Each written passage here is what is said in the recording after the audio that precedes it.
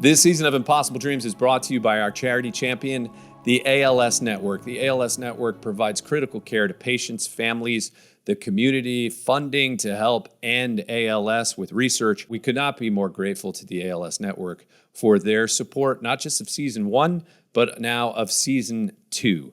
Their big gala is this January. It's their Champions Gala. They are honoring the one, the only Eric Dane, whose advocacy work is already affecting the lives of millions.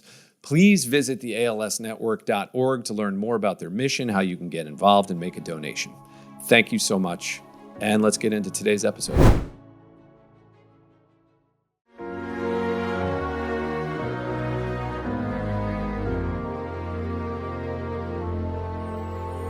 I want to welcome my lifetime friend, one of my dearest friends, David Perpich, to Impossible Dreams. David, thank you for being here. You are a guest of total uniqueness to the show. I've had none of our lifelong friends on the show. I've known you now for 30 plus years.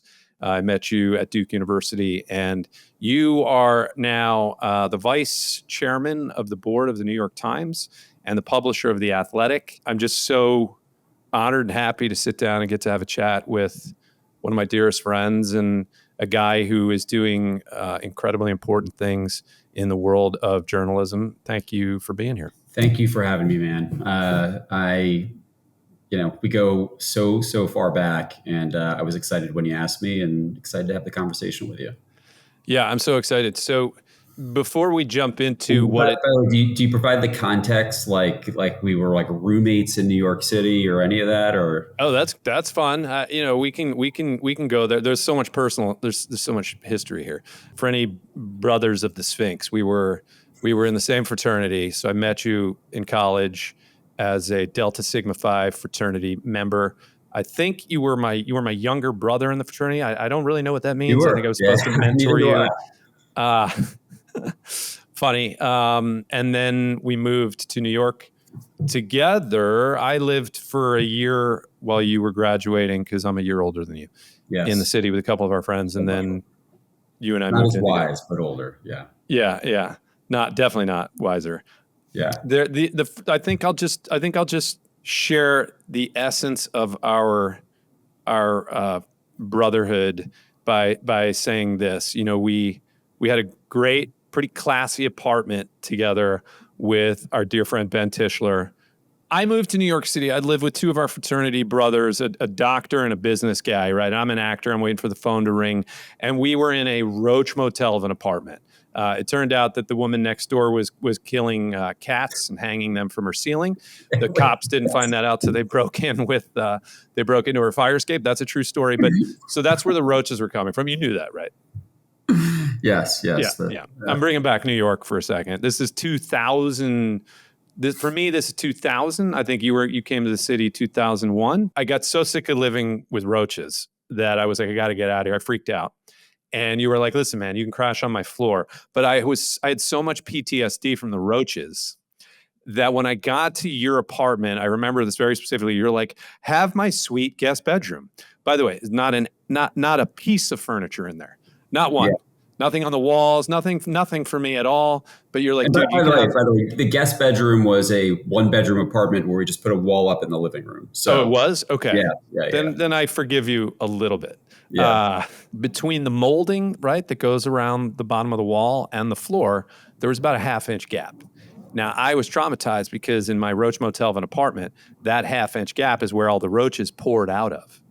And so I took a box of tissue, and I eliminated every tissue by shoving it in between the molding and the floor before I agreed to sleep on an air mattress. I still remember coming over and just seeing tissue wedged between the baseboard and the floor all around the apartment. Oh, God.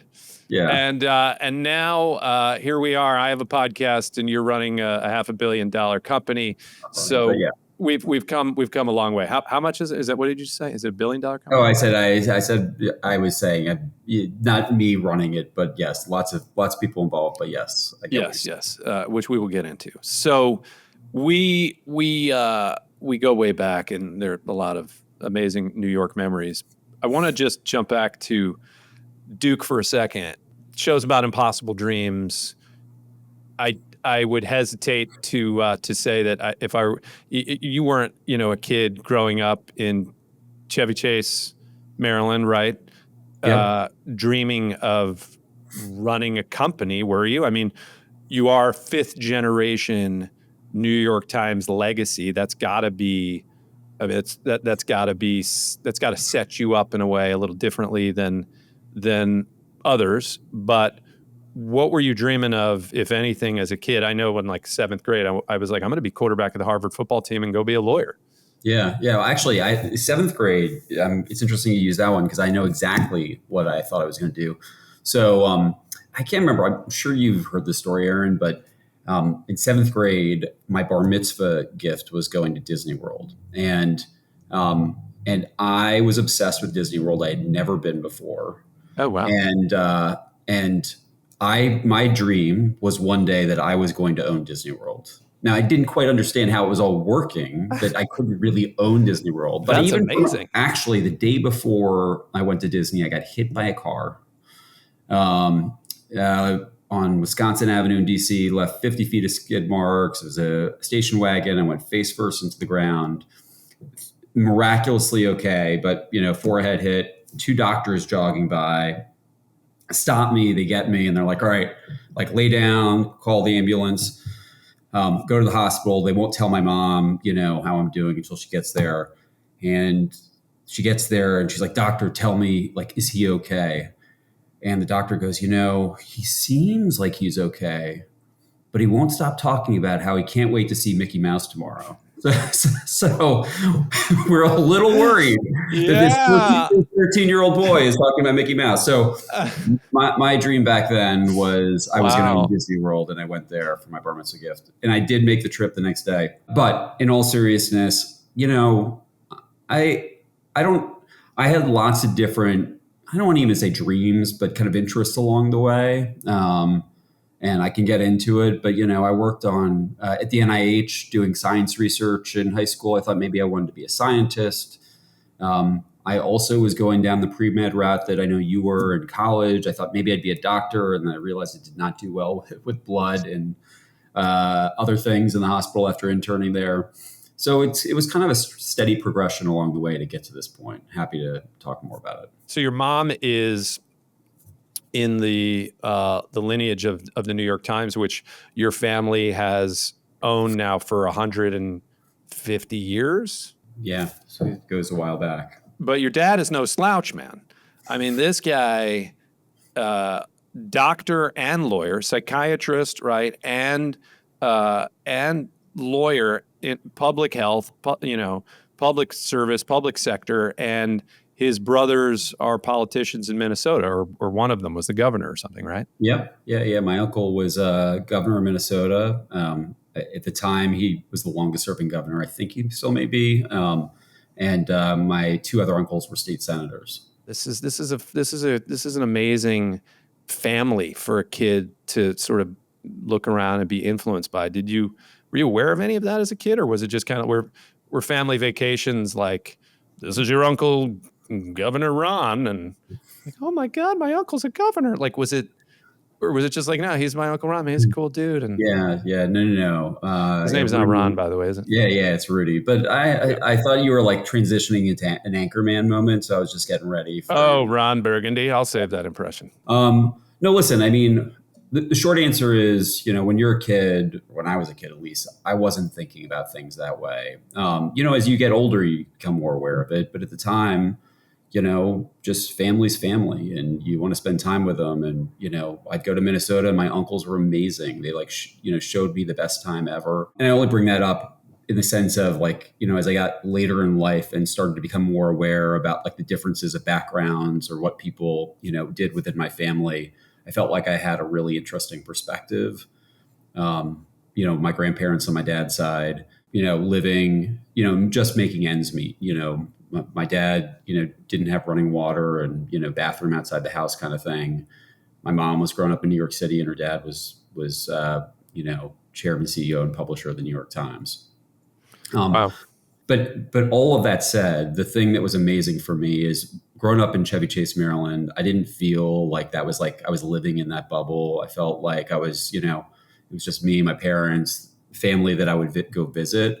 And so that didn't play a big role in kind of shaping me as a kid at all. It was really about my parents. And I think where some of those things did probably play a role in terms of, family being in different situations where, I felt like, wow, I'm surrounded by all of these, incredibly generous of heart and super talented people. Is I just, I always felt like I felt this inner drive to prove that whatever I was going to do, I was going to be worthy of. And that's something that, in every situation that I'm in, I'm always thinking about, am I doing enough? Have I done enough to take advantage of this opportunity in front of me? Not everybody has the opportunities that I've had, and I want to make sure I'm making the most of them. That's beautiful. And wow. I mean, it speaks so much to your character. It speaks so much to the kind of guy that you are, which is, having so much respect for you since the day that I met you. If you look at Succession on HBO and think at all that's what the family of the New York Times, the legacy of the New York Times are the or any of those crazy characters, you guys couldn't be more opposite, and you talk very humbly about it, which is one of, I think, your, most impressive qualities, is to maintain the level of humility that you maintain. But as you said, you would go to the Minnesota State Fair, but your uncle's probably giving a speech there, or he's running it. That's got to be a little bit different than me going to the office. You know what I mean? There's got to be some awareness, and because you ended by saying self-worth, right? That are you making the most of the opportunity, the gift that you've been given? And I can imagine that can feel like a lot of pressure. Yeah. No, I mean, I guess what I would say is, just to address the thing you were saying before, and then I'll get to this one. Like, in the end, I think I feel very fortunate. Both sides of my family were, despite whatever circumstances they may have been in, were very grounded. And I think very mission driven, and I know this will sound maybe even self-serving to say, but, the Ox-Sulzberger family believes deeply in the mission of, continuing the independence of the New York Times and, reporting without fear or favor. In terms of the pressure or, that sort of thing, listen, I think most of my life, the pressure has been the pressure I put on myself, more so than the pressure I feel from elsewhere. And listen, I don't think this is unique to me. I think this is probably something that's shared overall. And I know you and I were talking a little bit about this, but I think like we all have, we're all trying to prove something or, achieve something in our lives. Different people have different things they're going for. And I put a lot of pressure on myself to be successful, be perfect at whatever it is I do. And that's not always the best place or the best mindset to be living out of, but that drive has helped kind of continue to push me forward. And I think it's always good to feel like you want to feel satisfied in like the larger sense of life. I don't want to ever reach and be like, I'm done. I want to continually have new challenges or new opportunities or prove, that I can, be a better parent, be a better husband, do better, at my job, be a better friend. And I think that's a continual pressure that I just, like, it's the way I'm wired. I think I just live with, and it's part of what I think makes me, good at what I do. It's also one of the, kind of inner demons that's continually kind of pushing me and makes it hard to rest. I shared in past tense a lot of that, and then really spent a lot of time just examining what role that played in my ability to enjoy my life, right, in the face of extreme adversity, and just decided to just make some different choices there to take the pressure off myself and to increase my sense of self-worth just for myself. For everyone watching or listening, you're an understated kind of guy, and you always have been, which is kind of, sometimes you forget who your friends are and what they've done. It was such a joy preparing to have this conversation with you, because it's like, holy shit, man. My buddy Dave, my little brother in my fraternity, my former roommate, is one of the most impressive guys I know, doing things that arguably are impossible, and you're doing them. And let's get into that for a second. So, vice chairman of the New York Times, publisher of The Athletic, that starts because you go to Duke coming from a family of journalism and go, I'm going to major in public policy, or? Yeah, no, I mean, listen, it was a journey to quote Clay Christensen, who's a professor at business school when I was there. And have you ever heard of him? This is Harvard Business School. Yeah. Like he did like Innovator's Dilemma, Innovator's Solution, any of that stuff sound familiar? I'm shaking my head. Yes, I have no clue. I do that a lot. Yeah, I definitely know that. He had this thing saying, I read one of his things where it was like, he talks about emergent versus deliberate strategies, and emergent strategies are like, they emerge as you go and through like different set of experiences and learnings. And then all of a sudden you reach a point where you're like, this is my strategy. Whereas deliberate's like, this is the strategy, you like kind of know right away. I hope I'm not butchering that idea, but that's the way I interpreted it. Hi, everyone. I just want to take a moment to speak about a cause that is so near and dear to my heart, the ALS Network. The ALS Network is not only our charity champion, helping us to bring season 1 and now season 2 of Impossible Dreams to you, our audience, but the ALS Network is a critical care organization. They provide care, most of it free, to patients like me, our families, the community. They help fund research to end ALS. And this January, coming up, is their Champions Gala. It happens once a year. It's incredibly important. It's a huge fundraising event for them. And they honored me 2 years ago. This year, they are honoring Eric Dane. You know Eric Dane from Grey's Anatomy. And recently, I worked with Eric Dane in a show on Amazon called The Countdown. Eric Dane's courage to speak about his diagnosis and living with ALS has already affected the lives of millions.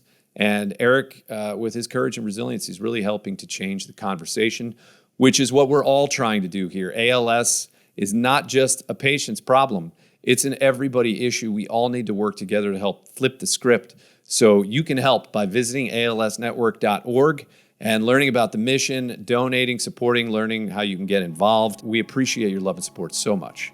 Thank you. And now back to the episode. While in college at Duke, you're an econ guy? Oh, yeah. So I was an econ major.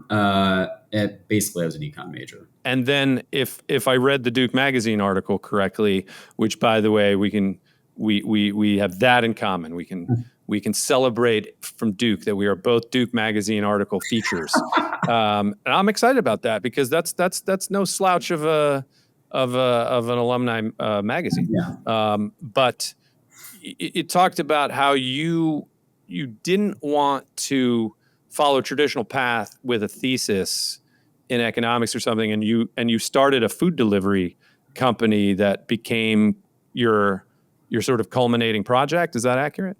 Kind of. I guess what I would say is I went in pre-med. I ended up being an econ major, did different kind of business internships, but in the end, there was a small number of students who were part owners of it, and I became part owner of the food delivery service, which essentially meant I was just a frequent food delivery boy, guy, whatever. And I remember my parents being like, are you going to do a senior thesis? We got this Duke education. And I was like, sorry, I've got this food delivery business. And they're like, you're delivering the food all the time. That's what you're doing. I was like, yeah, it's a great experience. I'm learning a lot. So anyways, that was my culminating moment at Duke. But so you're a partner in this business. You're learning the business. You're understanding business. You're getting real world business.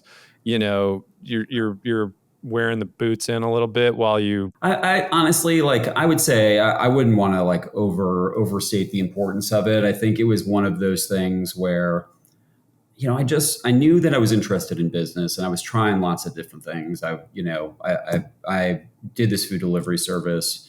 I was interning in PR and advertising in college. I remember that. I worked in a retail shop that was like a third world goods, to kind of get experience there. And so I was kind of doing all of these things. And I think for me, the starting spark was actually when I studied abroad with somebody who's now a good friend of mine, but wasn't at the time, was studying in London. And he was working for a music label. This is Paul Seaman, and basically working in a music label. And I was like, gosh, like I love music, and like music labels are music business, and maybe there's an opportunity for me there.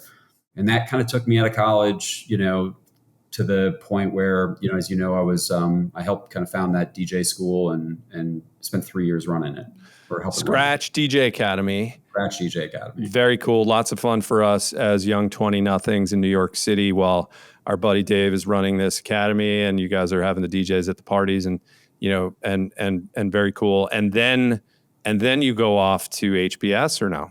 Oh, and actually, I'll just quickly say, like, I think being at Scratch, I just learned so much.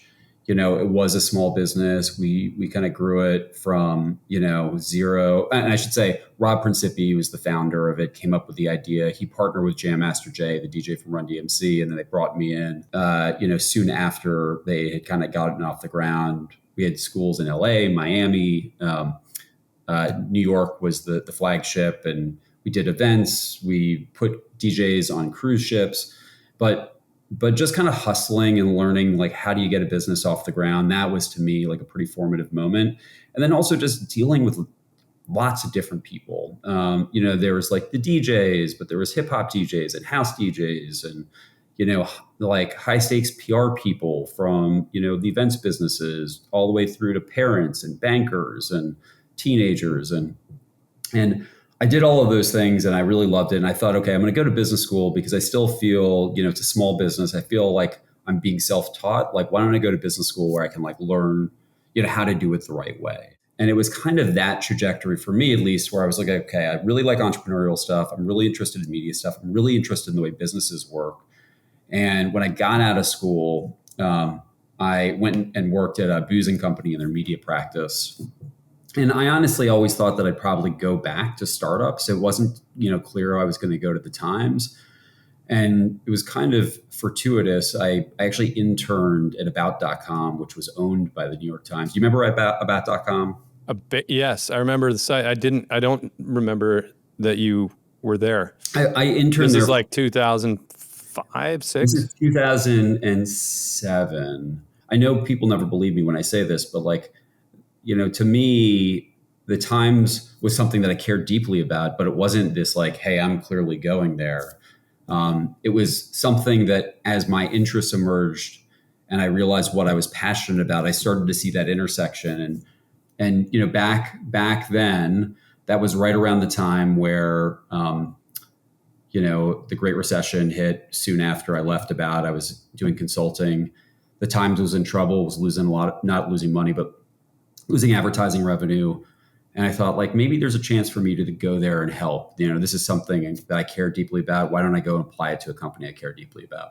Yeah. And then, talk about an impossible dream, taking the biggest news organization in the world from advertising model to digital subscription model after, the recession or whatever.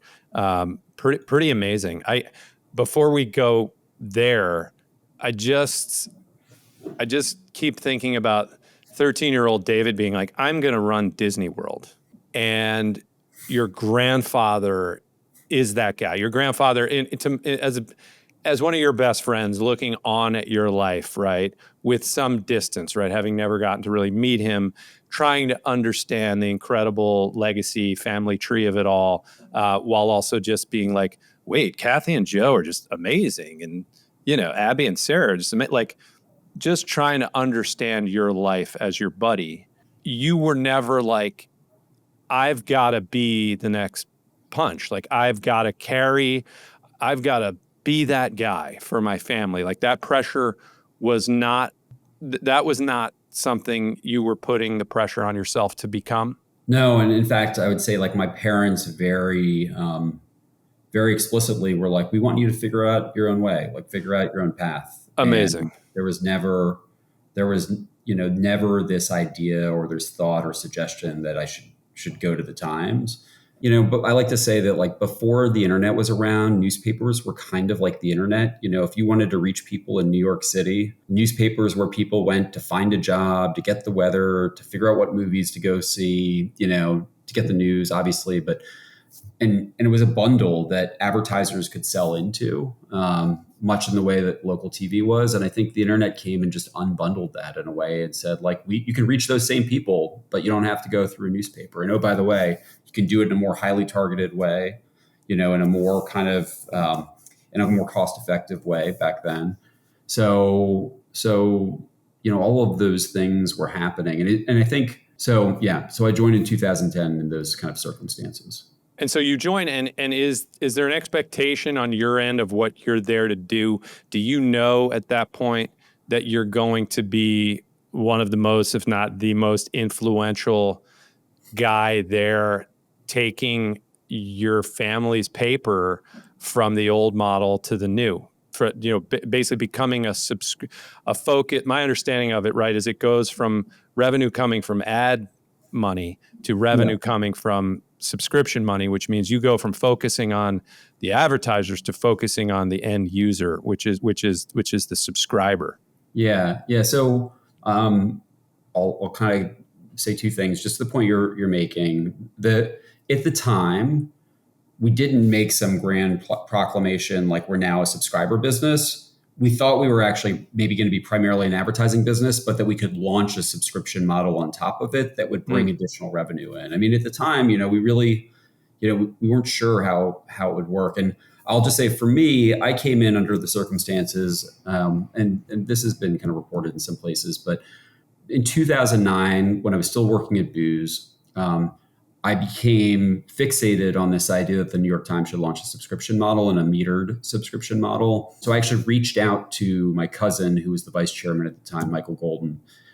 And I sent him this long email saying, like, here's what I think we should do. Here's how we should do it, kind of da-da-da-da.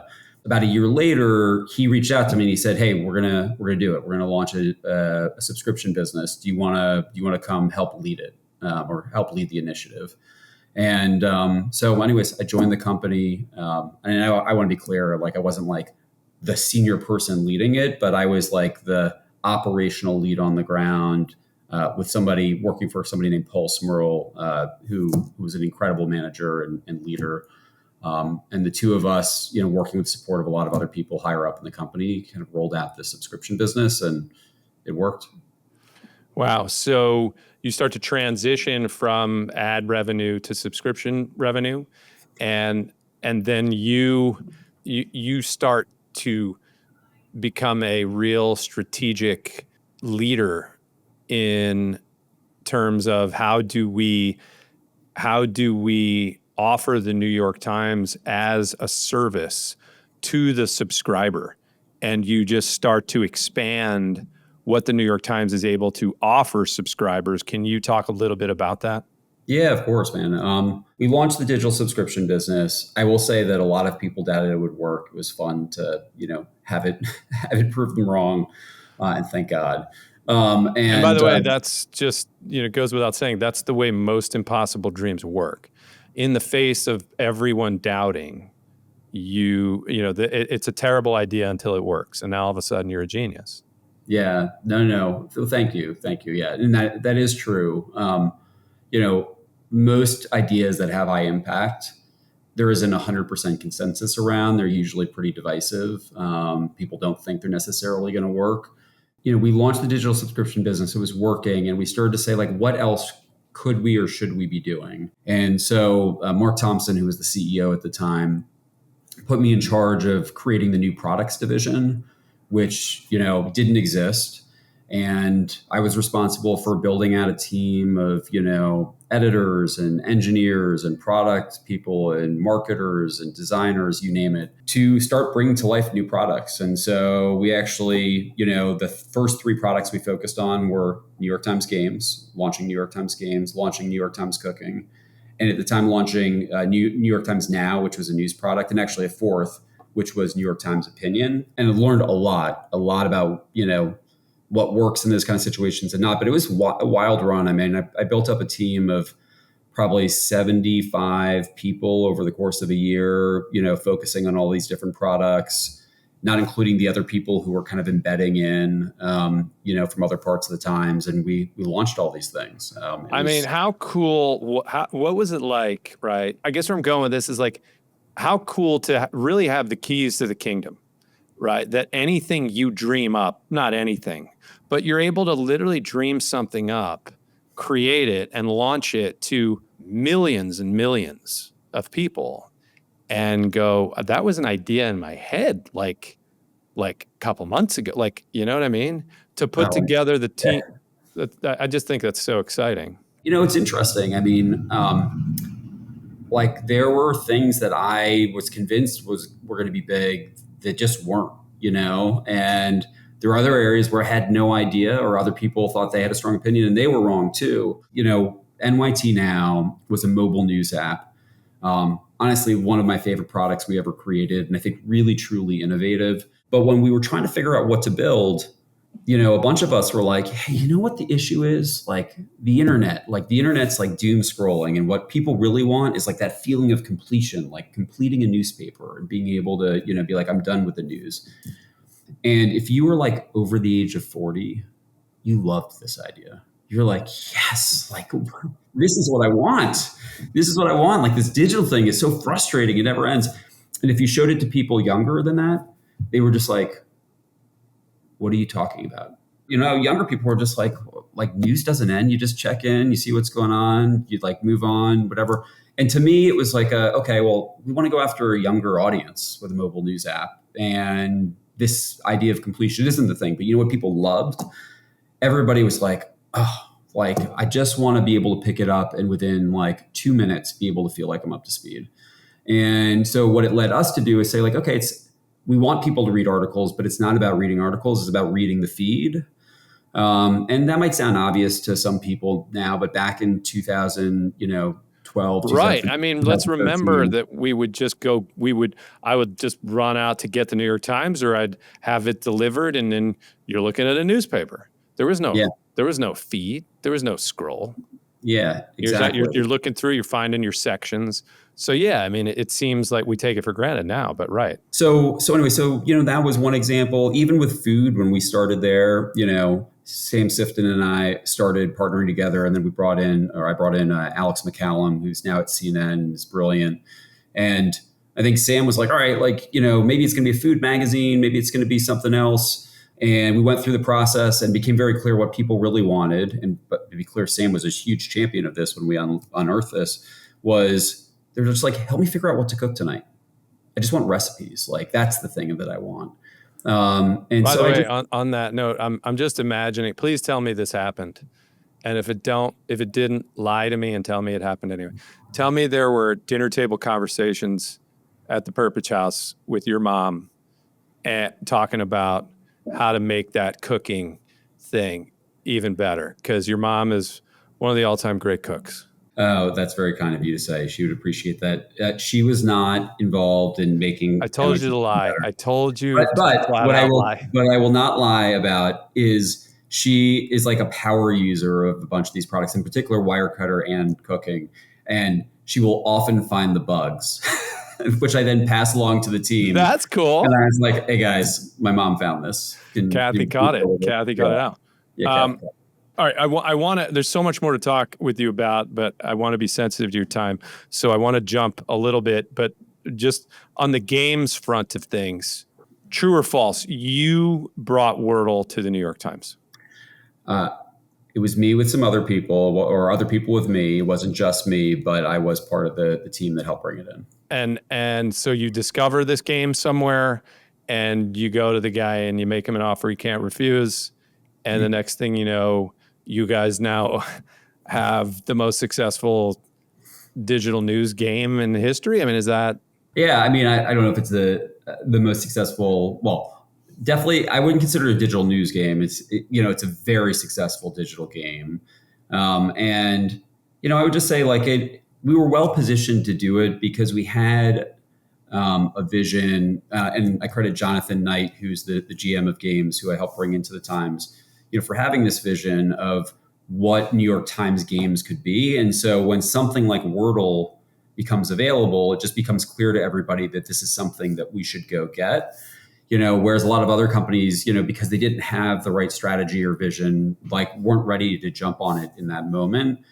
And I think, for me, like the telling moment was I read about Wordle in the New York Times. The New York Times wrote a story about it. I was reading it at 6:30 in the morning, and I immediately Slack Jonathan Knight and I say like, hey, like we should buy this game. And he's like, you're already the third person to tell me that. Such a great story. I mean, a cultural phenomenon that has been a part of, I mean, so many people's lives for how many years now, and keeps going, and just so cool that you're, one of the OG founders of that and made that happen. Okay, so before we get to The Athletic, which you are the publisher of, one of the premier sports news sites in the world, there's Wirecutter. There's so much to talk about Wirecutter. Wirecutter, to me, as your buddy looking on, going, okay, my boy Dave has found his way into the New York Times in a totally unique, authentic to Dave way, that now you are going to be charged with running a $30 million acquisition. Like the New York Times decides to buy Wirecutter, this very cool site where the company is reviewing products and giving people 3 or 4 or 5 top choices that have been totally reviewed and vetted, and here are the prices, and there's a cheap option. It just makes it so easy. I need a leaf blower. Here, I'm going to go and I'm going to just see what Wirecutter has to say. It's going to save me hours of time. You go into a leadership position there, running that company. How was that challenging for you, if at all? Oh man, I mean, every new role has its own set of challenges and things you're kind of working through. I mean, I think it was a unique moment for me. I'll just say, just to like get personal for a second, because as has been reported, I went through this process to decide like who is going to be the next generation publisher and chairman to lead the Times. So that's happening. That's happening concordantly. Yeah, while the acquisition's taking place. And so wait, so sorry, Dave. Just to clarify, New York Times is acquiring Wirecutter, but at the same time, leadership positions at the Times are changing, and so you don't know where you're going to land at that point. Yeah, it's less than. I wouldn't quite frame it that way. I think the best way to say it is, as part of generational transition within, my family, the board, with the trustees is running a process. The trustees are, the trust has the super voting shares that elects 70% of the board of directors. There are 8 family members who sit on the trust. 4 of them are on the board. And, there was a committee that included senior executives, like a Mark Thompson or Dean Baquet, who was the executive editor at the time, board members, trustees, running to figure out who's going to be the next publisher and chairman. My uncle had been a chairman and publisher. And we go through the process. AG, my cousin Arthur, is selected, who was the right choice and is incredible in that role. And that was a moment after kind of, you have to kind of psych yourself up to go through a process like that, to say like, okay, like, And that was a process. I'm remembering now that time in your life, because it was a long process. Yeah, it was even maybe 2 years, of kind of like slowly unfolding. And I think, so, I'm kind of trying to gear my head up for that and try to figure out what to do. And, the thing that I deeply appreciate about that process, and, I've said this before, even though sometimes it's hard for people to imagine, me and Arthur and Sam, it made us closer going through it together. And we talked about it together. We talked about like, hey, what happens on the other side? And always felt like, hey, however this shakes out, we're all in this together in some way. Wait, so because these guys are your cousins. Yeah, they're my cousins. And so you got these 3 sort of young guns, future of the New York Times, all kind of, and cousins, close cousins, who've been working together to expand what the New York Times even is in the world in this new digital age for you guys. And now all of a sudden there's this kind of race to the top to be what was the role? Was chair or was public? Chairman of the company and publisher. Chairman of the company, right? And you have to campaign for this. Is that when you say process? Is that what you mean? There was a hiring process where we would submit memos and get interviewed, and look to the experiences that we'd had inside the building as part of the qualifications, and it was a really professionally done process, and we ended up on the other side, and the committee made the decision that AG was the right person to at the time fill the deputy publisher role. It's like it didn't just happen overnight. And so at that moment, I kind of said, like, hey, I need to take some time to decide, what comes next. And by the way, Dave, at this point, you got little kids, right? Yeah, no? Yeah, I got little kids. Yeah, so I got one little kid, another on the way. Right. So this is exhausting because they're turning your life a bit inside out, even though it's all for a good cause. But you're kind of having to go through this juggernaut. Yeah. I mean, yes, it is. It was a stressful process. I was happy to be through it, but going through it was, you've got your day job, you've got your family situation, you got the process, you've also got just the heaviness of the process too, and the role. And so just even trying to visualize hey, this is the leap that I would make. Is this the right thing for me? Can I do this? Am I the best person? All of those kind of questions go through your head. But in the end, it was worthwhile to go through the process because it's really important that the job is not just given to someone, that you go through a process to make sure that you find the right person or you get to the right place. And so anyways, that's how it worked. You guys, I just want to take a second to say thank you to you, the audience. This show doesn't happen without you. I am, from the bottom of my heart, I am deeply grateful to you because I started The Impossible Dream as a platform to help myself heal and to help other people heal. This podcast is all about that. And without you, that can't happen. We help each other heal. It really does take a village. So if you could just take a second to click and subscribe, like us, rate and review the show. Your comments really do help. Not only do they help us bring you other guests that you want to hear from, but they help us improve the show. They help us grow the show. Your engagement helps us expand what's possible for the reach of Impossible Dreams. So thank you, truly thank you. Thank you for being a part of the Impossible Dreams team. I just love that this is not an episode, and sorry for everybody out there who was hoping for it, but this is not like an episode of the Kardashians. It's not like all of a sudden there's some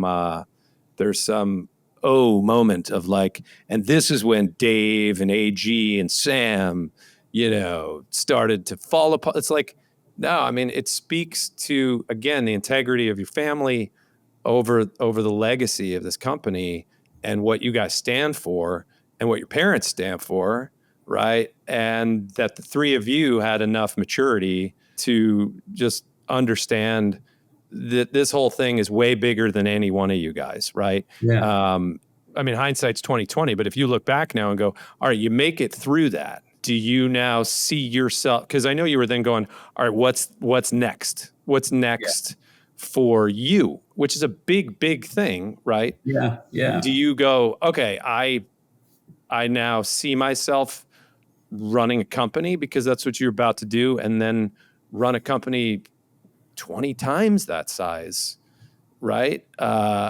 Shortly thereafter. I mean, it's exponential growth as your buddy going look at my friend, look what he's doing. Oh, thanks, man. Well, I mean, listen, the short answer is I really believe that it's important that people choose to commit versus default to commit. And what I mean by that is when I didn't, get named in this role, I said to Arthur, my cousin, hey, don't rush me into something. I need to just take a step back and just evaluate everything, including things outside this company. I'm not saying that I want to go leave the company, but if I'm going to stay, it needs to be a choice, not, inertia dragging me. And I went and I talked to lots of people out there in private equity and some of the big tech companies, and mission matters to me. And I want to do it in the service of something that's meaningful. And, what's more meaningful in my life than being able to support the New York Times? And so, as fate would have it, fortuitously, we acquired Wirecutter. And I went through an interview process. It didn't just give me. I actually went and met with Brian Lamb, who is the founder, the outgoing founder, and everybody there. And on the other side of it, I felt like it was a good fit. The people who were there felt like it was a good fit. It was really important to me that I went through that process, because I didn't want to just feel like I was getting pushed or swooped in. And then, got to go and lead Wirecutter. I always get lost or lose track of the time, but I think I was in that role for 3 years before I transitioned into an oversight over it. I learned a tremendous amount about leadership, about integrating companies, about cultural change or the clash of cultures coming together. And mistakes were made, also good decisions were made. But in the end, Wirecutter has become a really big success for the Times. One of the things that was so important about Wirecutter to be successful, and why I believe it is so much better today than everything else out there, is just the editorial integrity. Like a lot of the other places at the time, there was a very blurred line between the newsroom and the decisions that were being made to make money. Because the way that Wirecutter as a business works, for those of you who don't know, is Wirecutter will say, hey, we've reviewed all the vacuums and the Dyson is, the best one. And if you click on the buy link to Amazon, you go to Amazon, you buy it, we'll get a cut of that revenue. We were always transparent about that. And we also don't make any money if somebody returns the vacuum. And in the end, the best business decision is doing things that build trust over the long term, not just trying to get a quick term win. And so I think our North Star was always like, we want to make sure that we make the best recommendations regardless of how much money we make. Sometimes we make recommendations where we don't get paid, but that's because it's the right product choice. And that's the way it works. Wow. And so I think making sure we didn't lose that along the way was super important.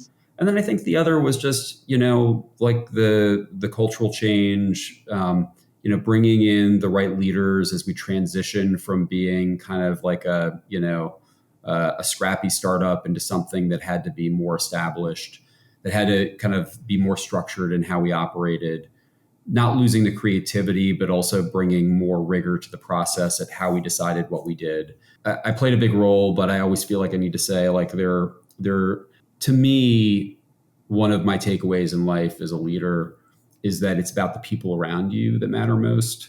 And I would say, like, as I look at all of the successes that, I'm associated with, it's because I was working with super talented people. And in Wirecutter's case, I got to bring in or elevate super talented people that really made that what it is. Let's just jump to The Athletic. Okay. You are now the publisher of The Athletic. The Athletic Eagles will not win. The Eagles will not win. The Eagles are definitely going to three-peat, my friend. And I'm going back to Nick Foles as one and last year as two. The Eagles are going to dominate. I love your Eagles coverage. The Athletic, it seems from a fan of The Athletic, right, one of the premier news sites for sports in the world, that you guys are offering very high-end journalism. That Brett and I were talking about this a little earlier today.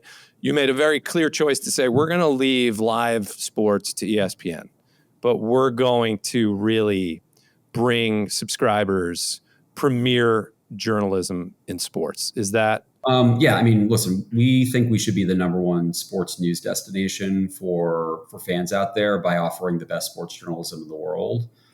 And I think there's sports journalism in the traditional sense, like the written article, but a lot of what I'm focused on these days is thinking just even more expansively about the ways that shows up in people's lives. Well, so to step back a little bit, the New York Times decides something went down from the average layman, subscriber like me, who's watching stuff go down. There's like, there's some drama around the New York Times dropping its sports section.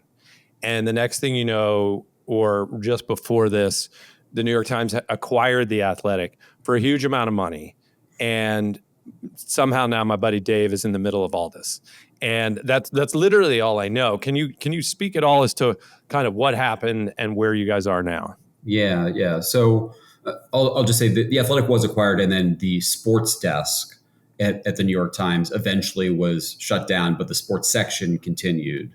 Oh, okay. Where the Athletics coverage was filling the sports section. But, as we launched these new products like cooking or games along the way, and as the subscription business grew, we realized we started to see something, which was people who use two or more of the products, so news and games or cooking and games or cooking and news, they were more likely to hang around longer and pay more.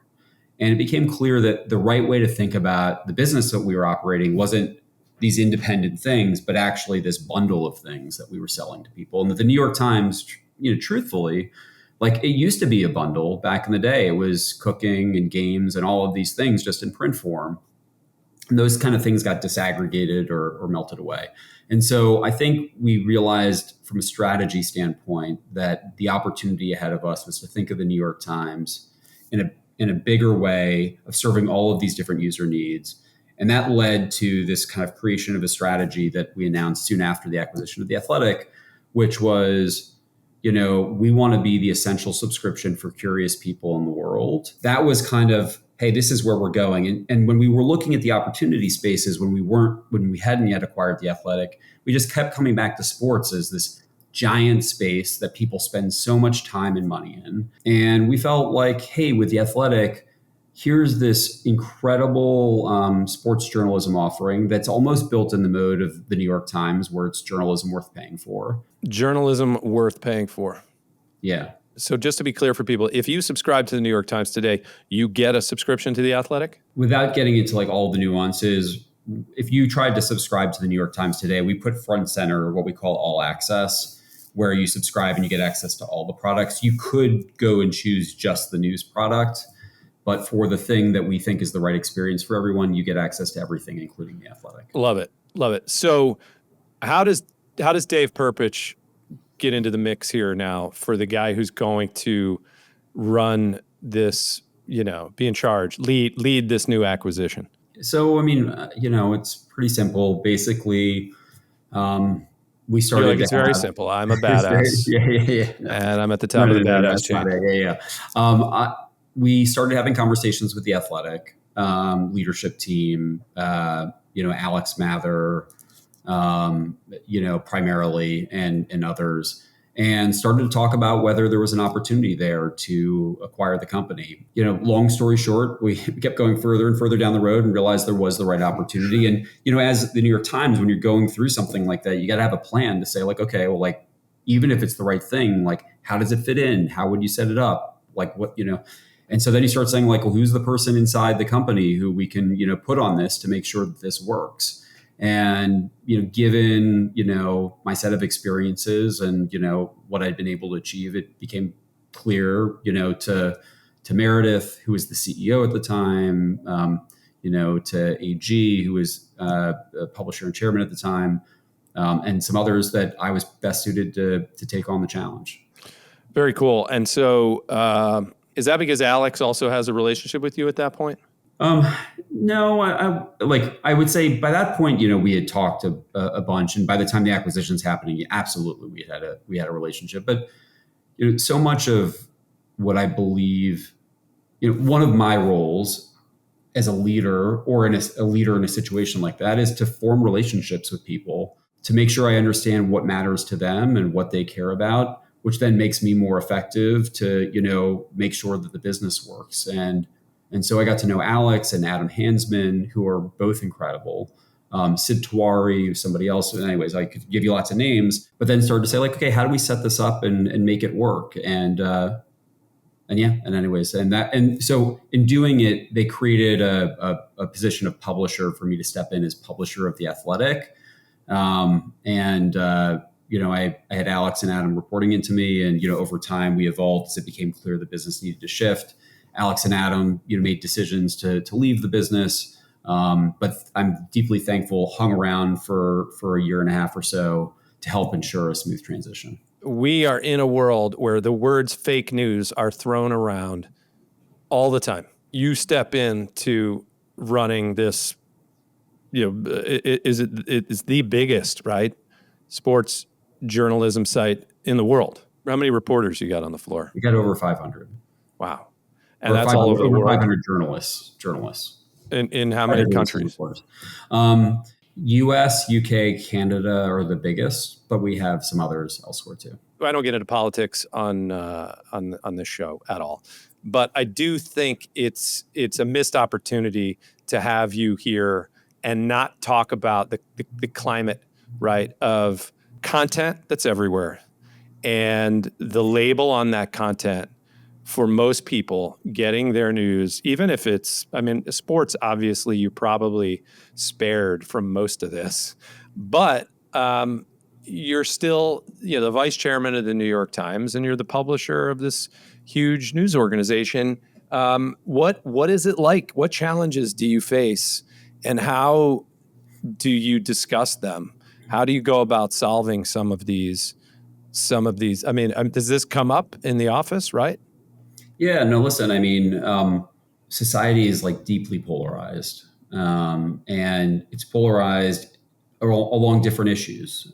Even, it's not just, Republican or Democrat. It could be, Israel and Gaza, or, anyways, lots Whether of the Eagles are going to win this year. The Eagles are going to win, which the Giants, they probably still will. I am, as you know, a giant Commanders fan. I know the Commanders. Are you changing the name back? Just gonna. I do not believe so. Big eyes there. Moving on. Yes. Yeah.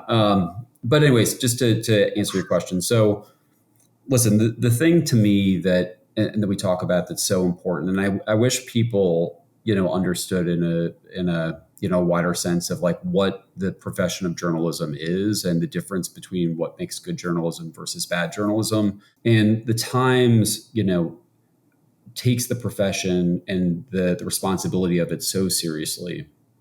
We have reporters on the ground who are going out there to collect facts, to do so impartially. When you do get information, you have to verify it, with a second source. You have to, we have our own editorial standards and guidelines to make sure people are living up to that, along with, with editors who are then making sure that we are following those guidelines. When you put out a story out there, the world is so polarized, they're looking for something to jump on. And I find that even sometimes, they'll jump on one story, not necessarily criticizing and saying it's not true, but maybe being unhappy with, certain details within it. But in the broader scope of the world, or this broader scope of the coverage, if you look at the totality of the coverage, we're covering something from so many angles with these stories. And so I think it's both the way in which we cover the news, and then the volume and angles to really kind of unearth what's really going on is really unique to the Times. There are other great journalistic outfits out there. I'm not saying that only the Times does that, but it's very easy in this world to be very reductive and put a label on something. Well, it just leads me to the question of sort of how does the Times define journalism? Because there's a difference between fact reporting and storytelling. And I imagine those lines can get muddy sometimes. Yeah. Listen, regardless of how, the way I would say it is, I think that anything that the Times publishes, in its pages, same is true for The Athletic, for this matter, it is our attempt to share only things that are truthful or verifiable. There are obviously, opinions that are out there, and we have an opinion section that, has lots of different opinions where it's intended to be opinions. But even then, the intention is to use facts to ground that opinion or inform that opinion. So that's a huge comment to just pull out, right?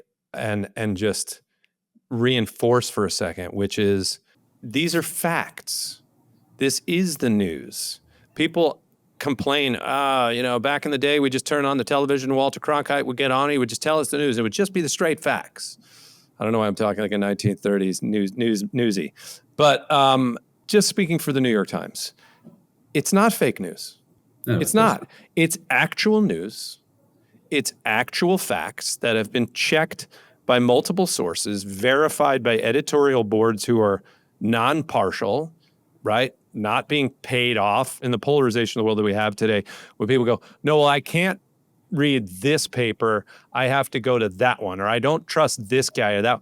Like, why is the New York, is that why the New York Times is the most powerful news organization in the world? Because you guys are bringing people the actual news, whereas some of these organizations are just buyable? Listen, I would say that for the most part, most news organizations are attempting to give you news you can trust. They get it wrong. The Times gets it wrong. We have standards and corrections. I'm not inside all the news organizations out there to be able to say one place or the other.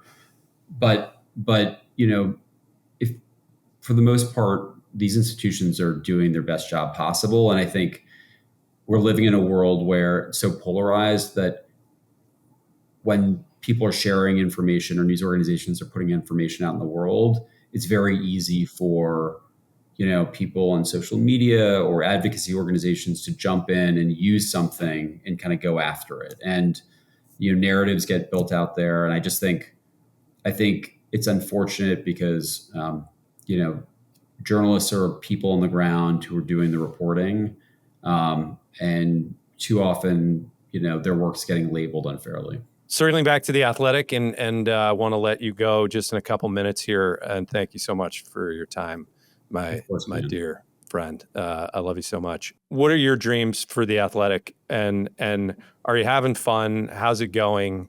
You're just having some really cool experiences in the world of sport. How's it going? And what are you excited about doing there? We had two kind of big goals. One is The Athletic was losing $50 million a year, and we wanted to get it profitable by 2025. And the great news is that actually in Q3 of last year, we had our first profitable quarter. We actually just announced in earnings last week, which was Q2 of this year, that we just had our fourth quarter of profitability in a row. Wow. So anyways, which has been a huge achievement. Lots of people involved to be able to get there. A small amount, but we're still making money. We're not losing money. And we've done that through a number of different things. But for me, once again, I'm really proud we did it by investing into the business and growing the revenue and the audience, not, by looking for cost cuts. We obviously are always looking for ways to spend and invest in the right opportunities and reallocate. But to me, that was a really big achievement.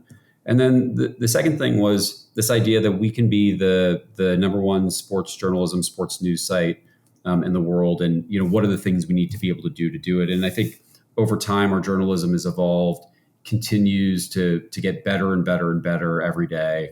The team is just so talented overall, from our beat writers all the way up to our executive editor, Stephen Ginsburg. So we're just continually thinking about how do we evolve and make this an essential place for people who love sports, so that when they think about what's going on in the world, they think about The Athletic. Just a plug for Philadelphia, man. I'm just going to plug it. If you continue to provide writers that speak to the Philly fans, you will continue to be profitable, because Philadelphia fans are insane. We're insane. Well, and you actually, in all seriousness, though, is there a bit of a strategy? Because Lazar gets his news. I'm talking to myself in the third person now. Lazar gets his Eagles news from the Eagles app and The Athletic. That's it. I mean, I'll go on YouTube every once in a while, but I don't really like the Eagles app because the news there isn't great. There's press conference videos and stuff like that. Yeah. I'd much rather read it from The Athletic, but I don't see enough coverage just on my team yet to be able to only go there. No, I know. I think it's a conversation we're always having. So to answer kind of in two parts. One, we provide coverage anywhere we're finding fit with the audience. Like, there's some markets like Philly where people are, crazy sports fans and they want more coverage. And there's some places where there's just not enough interest. And so we don't end up having, coverage in for those teams. So that's one thing. And then the other is we're always trying to figure out, hey, can we provide everything? Do we just, can we provide the best stuff or some essential stuff? And we're part of a broader mix. So these are conversations that we're always having. But you should know that the Eagles and Philly are a giant priority. In fact, the founder, Alex Mather, is also from Philly. So I'm going to nod as if I knew that. I totally didn't know yeah. So if we don't get it right, we're going to hear from him. Nice. I'm liking where this is headed for Philly fans. All right, David, one final question for you. Any impossible dreams that David Perpich is looking forward to, short term, midterm, long term? You can just pick one. Wasn't an impossible dream, but I just fulfilled one dream, which was taking my kids to Disney World for a week this summer. So just to bring it full circle, that was something. Congrats. Although I did learn at the park, sadly, that I now get nauseous on roller coasters, which was you're old, dude. Yeah, I know. You're so old, man. At least you can go on them. You know what I mean? Yeah. I got this going on and I can't get my arms up. So imagine me on a roller coaster. I would just fly out. I would fly right out of it. I would slip right out from under that lap bar, and I would just be a rag doll, just flopping around out there. Well, you know what? You're not missing anything anymore. So no, I'm going. My kids love. Well, Julian, you know my two kids. Yeah. Julian loves them, and Adrian hates them. But we're gonna get them there, and that's one of my impossible dreams. So here's an impossible dream for us: take our families to Disney World together.